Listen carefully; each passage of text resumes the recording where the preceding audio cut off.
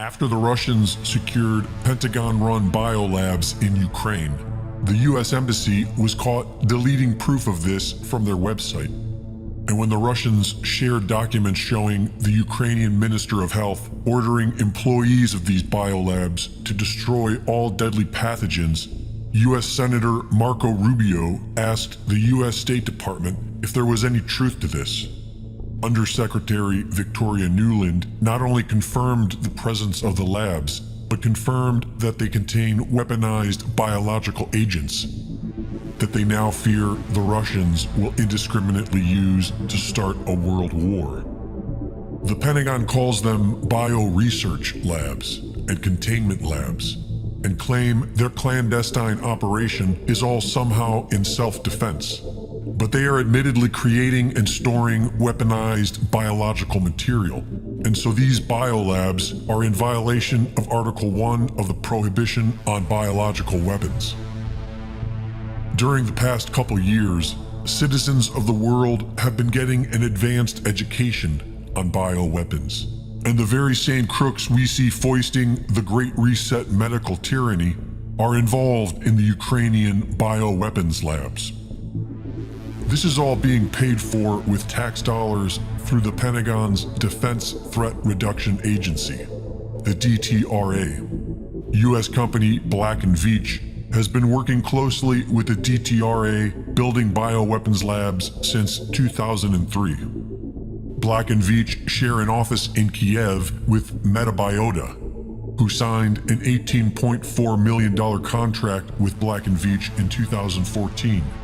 Metabiota got their start in 2015 with funding from Hunter Biden's Rosemont Seneca Technology Partners, who gave Metabiota $30 million to help protect the world from the spread of epidemics.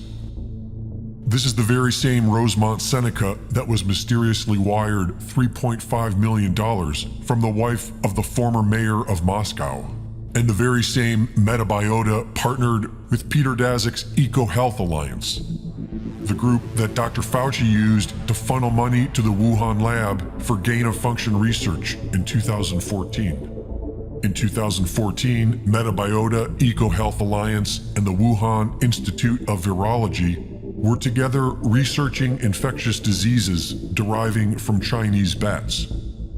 Metabiota is working with known CIA front In-Q-Tel. It is funded by the U.S. Department of Defense, the NIH, the Bill and Melinda Gates Foundation, Google, and the National Geographic Society. Metabiota's founder, Nathan Wolfe, sits on the board of EcoHealth Alliance and is a member of DARPA's Defense Science Research Council.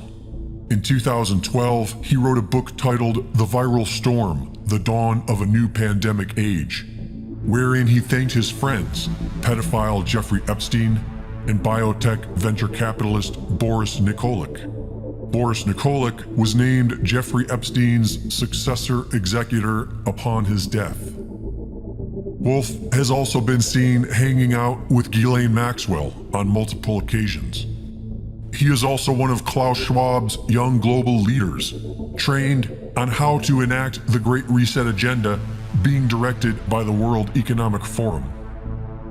Russia claims the Pentagon has over 30 biolabs in the Ukraine alone. China claims they are operating 336 biolabs in 30 different countries. And now, members of our corrupt US government are saying this is all a Russian conspiracy, and that we should soon expect a false flag attack from Russia. If there's a biological or chemical weapon incident or attack inside of Ukraine, is there any doubt in your mind that 100% it would be the Russians that would be behind it?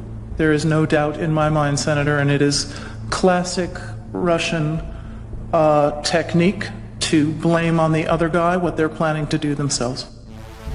For years now, Russia has made verifiable claims that the U.S. is running secret biological weapons labs around their borders.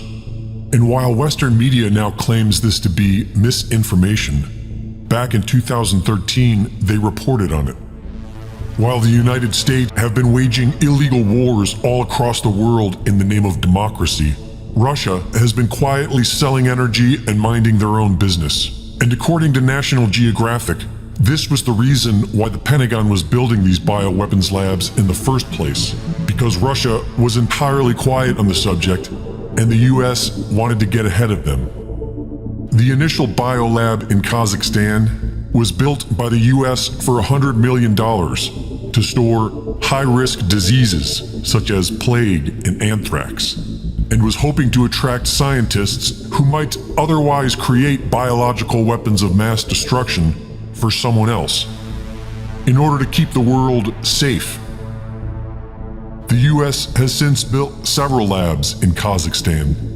Most recently, a biosafety level 4 lab to be completed in early 2022. As early as 2004, the Pentagon's Defense Threat Reduction Agency, DTRA, began creating a network of biolabs for infectious diseases in Uzbekistan.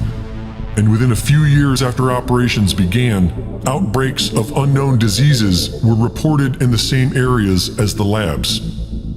In Georgia, leaked documents show that the U.S. Embassy has been transporting deadly pathogens and human blood as diplomatic cargo in a scheme where private U.S. contractors working for 3 different U.S. biolabs have been given diplomatic immunity to do so.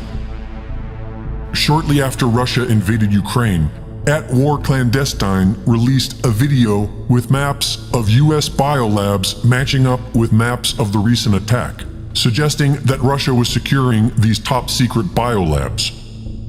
Western media claims this is false, but fails to debunk it. And once the video goes viral, the U.S. Embassy in Ukraine is caught deleting evidence of these labs from their website. But not before an independent journalist was able to copy documents showing 11 Ukrainian biolabs funded by the Pentagon. The Russian embassy to Bosnia has accused the U.S. of filling Ukraine with biolabs, which were very possibly used to study methods for destroying the Russian people at the genetic level. And so, what isn't threatening about the U.S. encircling Russia with top-secret biolabs? And who on earth thinks it's a coincidence that everyone involved in the United Nations Great Reset are now the Ukraine's greatest allies of all time? The mercenaries and war profiteers in America are getting excited about making short-term profits off the dead. But the only ones who will benefit from this war are the crooks at the top, who have been caught committing the most heinous crime against humanity in all of recorded history. And the only righteous way out of this is to hold these crooks accountable.